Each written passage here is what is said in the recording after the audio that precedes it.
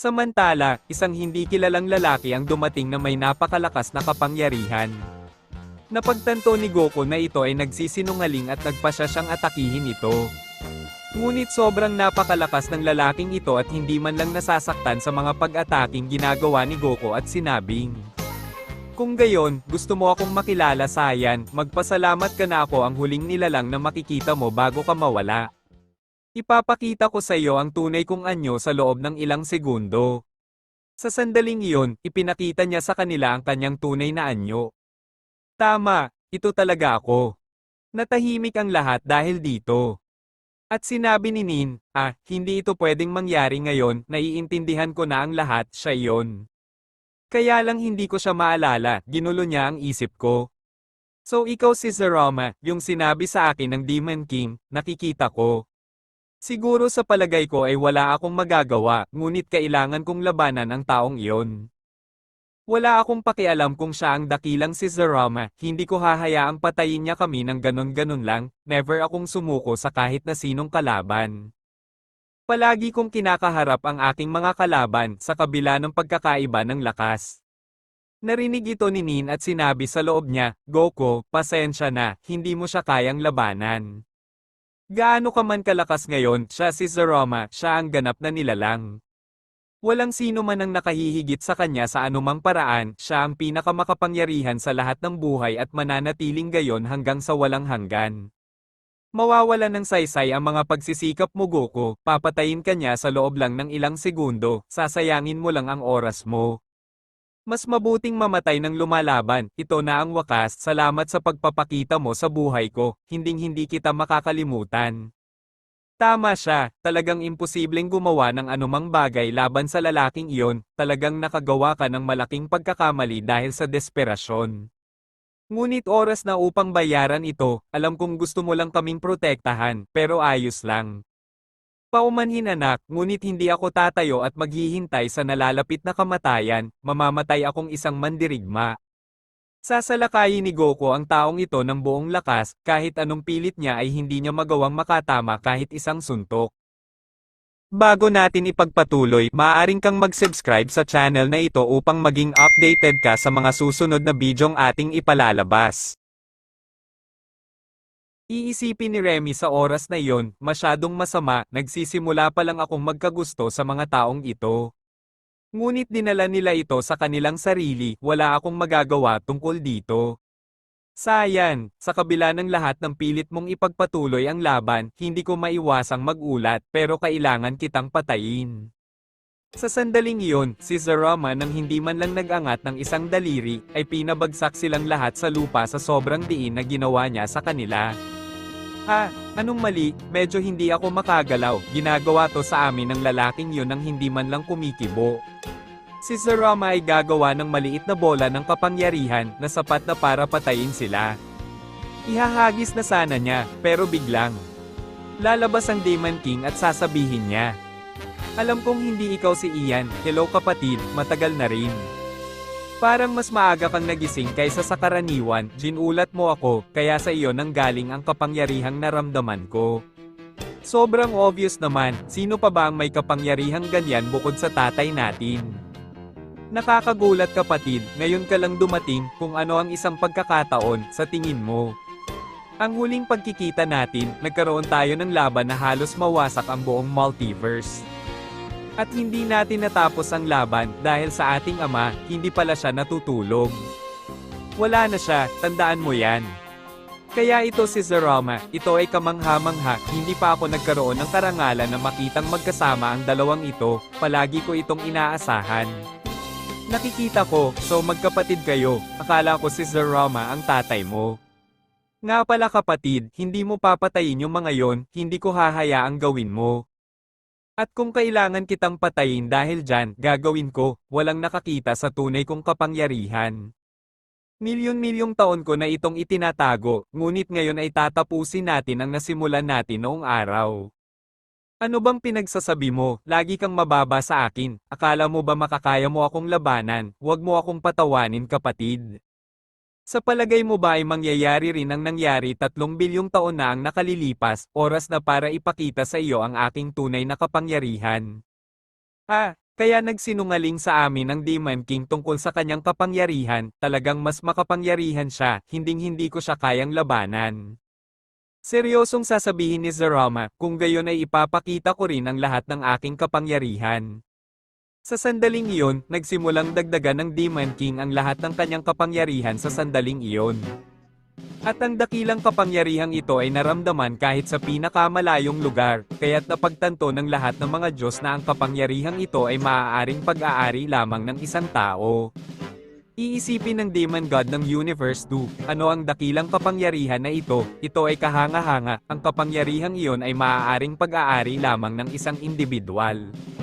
Ito ay ang Demon King, ngunit ang tanong ay, bakit niya pinakawalan ang lahat ng kapangyarihang iyon? Nakikipaglaban ba siya sa isang taong napakalakas na kailangan niyang ilabas ang lahat ng kapangyarihang iyon? Nakakatakot, ang tanging taong makakalaban sa Demon King ay ang dakilang Zarama, ngunit hindi maaaring siya ito, ano ang nangyayari? Samantala, ang Demon King ay nagpatuloy sa pagtaas ng kanyang kapangyarihan ng walang tigil, ngunit bigla siyang nahulog sa lupa. Laking gulat ng ibang nakakita nito. Ngunit ano ang nangyari, bakit bigla siyang bumagsak sa lupa? Hindi ko maintindihan, mahirap aminin, pero kung wala siya, patay na tayo. Wala naman akong magagawa laban sa lalaking iyon, masyado siyang malakas. Anong sorpresa, iniisip ko na mangyayari ito, siya pa rin ang walang kwentang lalaki gaya ng dati, ano ang isang pagkabigo? Anong ibig mong sabihin hangal ka, anong ibig mong sabihin dyan? Seryoso lang siyang titingnan ni Zarama at hindi umiimik. Hindi na ako dapat magulat, dapat nahulaan ko na ang mangyayari. Ang Demon King sa buong buhay niya ay hindi kailanman inilabas ang kanyang buong kapangyarihan, palagi niya itong pinipigilan, dahil ayaw niya talagang maapektuhan nito ang universe.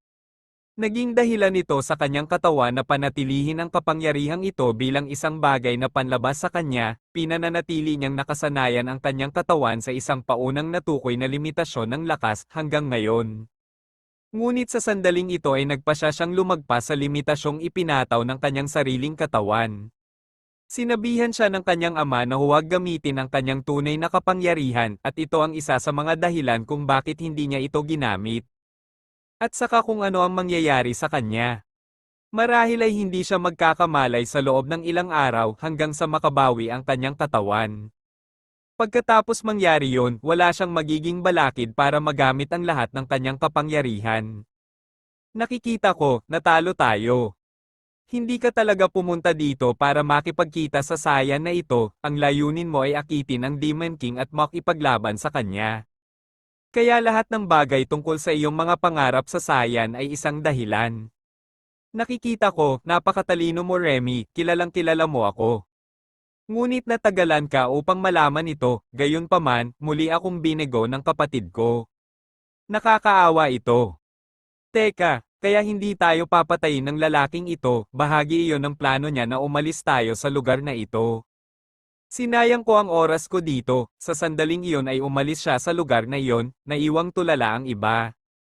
Lumipas ang ilang segundo at sasabihin ni Goku, pagkatapos ay hinayaan niya kaming mabuhay.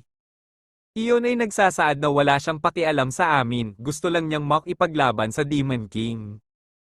Ang akala ko mamamatay na tayo, hindi pala, ngayon kailangan nating kunin ang Demon King para makabawi. Sa kabilang banda, tatanungin ni Remy si Zarama, anong balak mo ngayon sir, bakit hindi mo tinapos ang buhay ng mga yon, gusto kanilang patayin? Simple lang, dahil ako ang nag-provoke sa kanila ng kusa, ang plano ko talaga ay makaharap ang kapatid ko. Pero kung hindi, hindi ko rin sila kayang patayin, dahil sa bandang huli, sila ang may hawak sa pagprotekta sa nilikhang iniwan ng aking ama. May pabor sila sa akin, kung hahadlang ulit sila sa akin, kailangan ko silang patayin, ang saya na iyon ay malaki ang potensyal, at maaaring maging mas malakas pa kaysa sa iyo, Remy. Samantala sa ibang lugar, ang Demon King ay nagpapagaling at hindi pa nagigising. Kasama ni Nin si Goku at ang iba pa, sinabi niyang kailangan niyang sabihin sa kanila ang isang bagay na napakahalaga, at halos walang nakakaalam nito. Ano ang ibig mong sabihin Nin? Ano ang napakahalaga? Dapat kang maging handa para dito, ngunit ang lumikha na Diyos ay may ikatlong anak na lalaki, at sinasabing siya ay naninirahan sa isang hindi kilalang lugar. Walang nakakaalam kung gaano siya kalakas, napakamahiwaga niya na kahit ang aking ama ay hindi alam kung ano ang kanyang hitsura. Ang alam lang niya ay may kapatid siya, at hindi pa siya nagpakita sa kanya. Ang alam lang ng tatay ko ay kapatid niya ang panganay na anak ng tatay niya. At siya ay sobrang sama, hanggang sa araw na ito ay wala pang balita tungkol sa kanya. Ang tunay na kinakatakot ng aking ama ay lumitaw ang lalaking ito na napakamakapangyarihan, upang siya at si Zeroma ay kailangang lumaban ng magkasama. Anong ibig mong sabihin, Nin? Parang kapatid, bakit hindi man lang sinabi sa akin ng Demon King? Hindi ko maintindihan. Sa tingin ko na gusto niyang hindi natin siya makita bilang isang taong natatakot sa isang bagay, gusto niya lagi natin siyang makita bilang ang pinakamalakas na nilalang na umiiral. At walang sino man ang makakalaban sa kanya, kaya kung ang taong iyon ay nagpapakita ng kanyang pag-iral ay maaaring nasa panganib. Tama, at sa totoo lang, pati ang sariling ama ay natakot sa kanyang anak.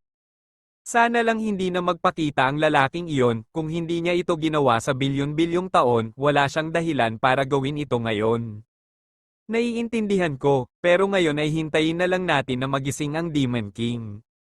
Pagkatapos nito, lumipas ang ilang araw at nagising ang Demon King at nagulat siya at sinabing, "Anong ginagawa niyong lahat dito? Bakit ako bumalik sa lugar na ito? Anong nangyari sa akin?" Sa wakas nagising ka na sir, 2 linggo kang ganyan, akala namin hindi ka na magigising. Nakikita ko, salamat sa pagdala sa akin dito, ngunit gusto ko na umalis ka ngayon din, may gagawin ako. Sir, sigurado po ba kayo? Kakagising mo lang. Sabi ng galit na Demon King, sabi ko umalis ka na. Umalis silang lahat sa sandaling iyon at naisip ng Demon King, ano itong malaking pagkabigo na nararamdaman ko sa loob, iniisip ko lang na nasa kamay ng hangal na iyon ang buhay ko, kumukulo ang dugo ko. Akala ko hindi na mauulit at nangyari na, sobrang pagkabigo ang nararamdaman ko, dapat kong subukan ng isa pang beses, gagawin ko ito. Nagsimulang dagdagan ng Demon King ang lahat ng kanyang kapangyarihan, at muli itong naramdaman ng lahat. Si Goku at ang iba pang nasa palasyo ng Demon King ay natigilan, ano ang ginagawa niya, ano ang nangyayari sa kanya. Gusto niya bang mamatay, kailangan kong pumasok at pigilan siya. Papasok na sana si Goku para pigilan siya, pero sabi ni Nin, "Huwag Goku, huwag kang pumasok, kung gagawin mo ay ganap kang magkapira-piraso kapag nakipag-ugnayan ka sa kapangyarihan nito. Pero hindi mo maintindihan, dapat iligtas ko siya, wala akong pakialam kung ano man ang mangyari sa akin. Sinabi ko sa iyo na huwag gawin ito Goku, sa katunayan kailangan nating lumayo. Sa pagkakataong ito ay gagawin niya ito, magtiwala sa kanya Goku, lumayo tayo." Ang Demon King ay patuloy na tataas ang kanyang kapangyarihan, ngunit sa oras na ito ay tila nakayanan ng kanyang katawan, sa sandaling iyon, nagawa na niyang makabisado ang kanyang nakatagong kapangyarihan. "Nagawa ko na, ngayon kapatid. Ako na ang bahalang talunin ka, hangal."